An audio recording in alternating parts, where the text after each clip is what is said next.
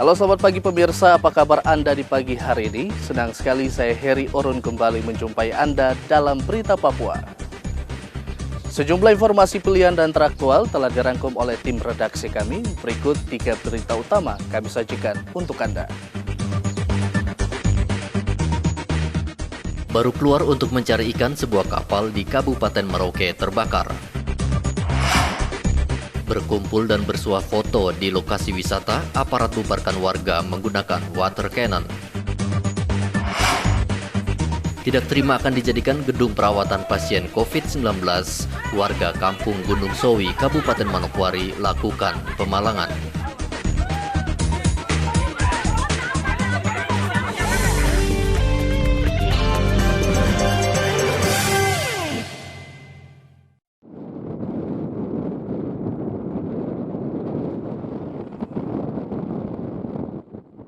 Sebuah kapal pencari ikan terbakar sesaat setelah keluar dari pelabuhan.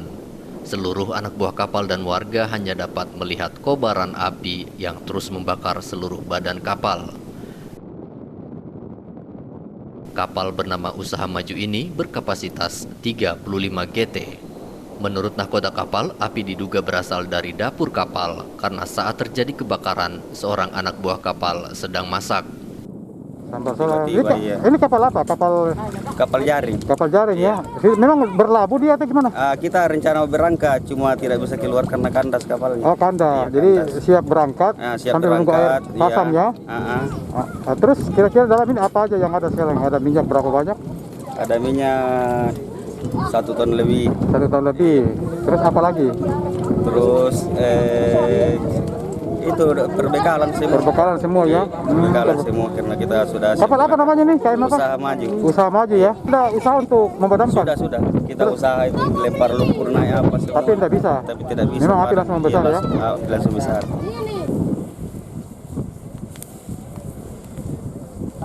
Seluruh ABK berjumlah 7 orang dan nahkoda selamat dalam peristiwa ini, sementara kerugian diperkirakan mencapai ratusan juta rupiah. Aparat kepolisian Resort Merauke masih menyelidiki penyebab pasti kebakaran ini. Muhammad Ridwan melaporkan dari Merauke, Papua.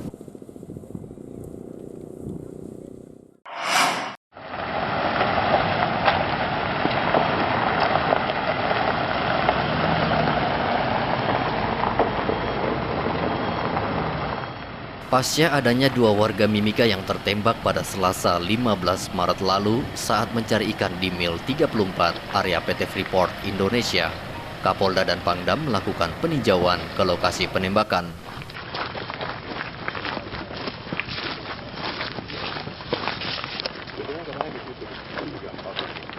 Ini yang tambah satu di barang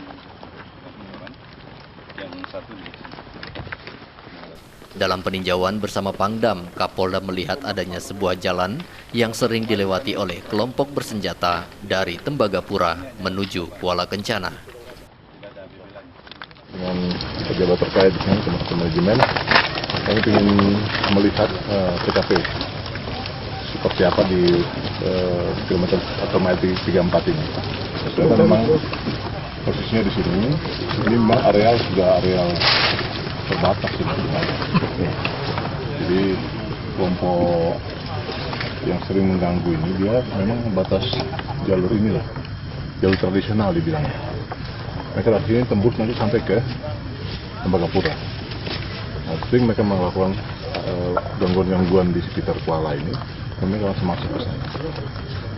Jadi mungkin itu saja yang saya sampaikan. Daripada prinsipnya ya kita harus padukan nanti dengan tim yang secara teknis mereka akan melakukan penyelidikan. Tapi terhadap kelompok ini saya mengatakan bahwa kita ini kan alat negara, dan tadi yang saya jelaskan di dengan Bapak Pangdam, Pak Kabinda, negara tidak boleh kalah dengan kelompok-kelompok gitu. Itu aja yang penting. Nah, soal nanti teknisnya, mekanismenya bagaimana, itu nanti tim penyidik yang akan. Jadi itu posisinya sudah dilihat ya.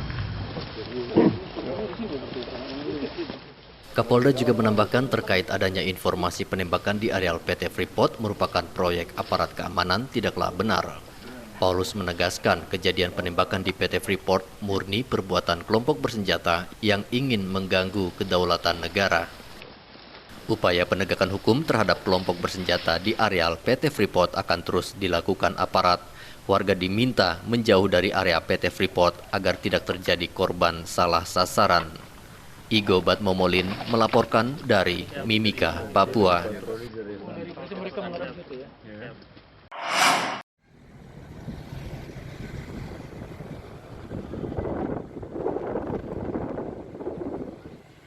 Tim gugus tugas COVID-19 Kota Jayapura membubarkan warga yang berkumpul di Jembatan Merah Hamadi. Dalam pemantauan Satgas, sejumlah warga masih berkumpul dengan berbagai aktivitas seperti berolahraga, bahkan bersuah foto. Satgas COVID-19 bersama dengan kepolisian daerah Papua langsung menyemprot warga yang berkumpul sehingga warga membubarkan diri.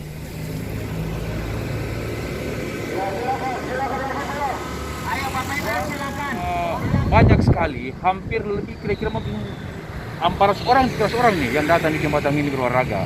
Ini tidak boleh, karena kenapa? Ini masih dalam social distancing, harus menjaga jarak, tidak boleh berkumpul, tidak boleh olahraga di luar. Di rumah saja cukup, di halaman rumah kita cukup. Maka dari itu, dengan terpaksa kita usir mereka pulang. Ya, demi untuk keselamatan, demi untuk menjaga penyebaran virus corona ini. Karena kalau kita bandel, tidak mau diatur, dampaknya ini masa distancing semakin lama semakin akan diperpanjang, karena kita sendiri tidak disiplin di dalam mengikuti apa instruksi pemerintah. Selain membubarkan warga di lokasi wisata, Satgas juga memberikan himbauan menggunakan mobil pengeras suara agar warga mematuhi instruksi Wali Kota Jayapura yang melarang setiap orang berkerumun. Pemda juga meminta warga tetap berada di rumah, tetap menggunakan masker, rajin mencuci tangan, dan tidak bersalaman satu sama lain. Epen Kataren melaporkan dari Jayapura, Papua.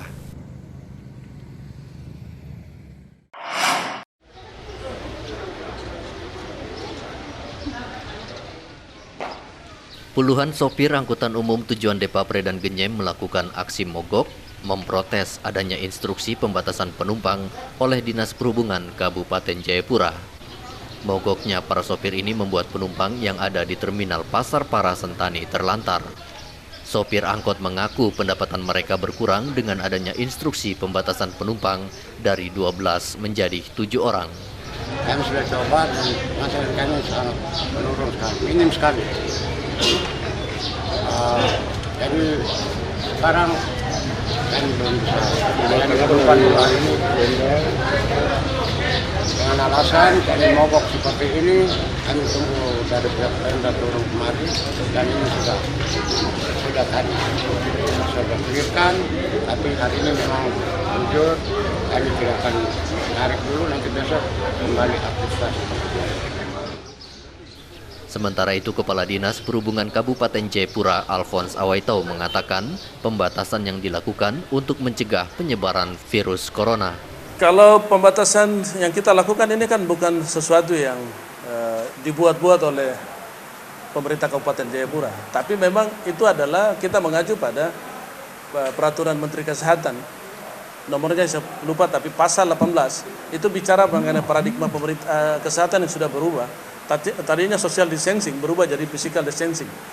Apa isinya untuk Dinas Perhubungan? Maka kita harus melakukan pembatasan bagi pengguna moda transportasi layanan publik. Sementara itu, sebanyak 4.356 sopir angkutan umum dan ojek di Papua mendapatkan bantuan insentif corona dari pemerintah pusat yang diserahkan oleh Polda Papua. Bantuan dana tunai sebesar 600.000 ini akan diterima selama 3 bulan ke depan. Situasi demikian, pemerintah peduli terhadap masyarakat, khususnya para pengemudi yang terdampak penyebaran virus corona atau COVID-19 dalam bentuk pemberian sembako, sedangkan untuk kita di Papua diberikan insentif khusus bagi para pengemudi dalam bentuk tabungan BRI senilai Rp600.000 per orang. Menurut data Direktorat Lalu Lintas Polda Papua, pengemudi yang terdaftar di seluruh Indonesia dan mendapatkan bantuan insentif sebanyak 197.256 orang. Sementara di Papua berjumlah 4.356 orang, terdiri dari sopir taksi 662 orang, sopir angkutan 2.533 orang, sopir truk 439 orang, tukang ojek 722 orang, dan becak 130 orang. Tim Liputan Biro Papua melaporkan dari Sentani dan Kota Jayapura.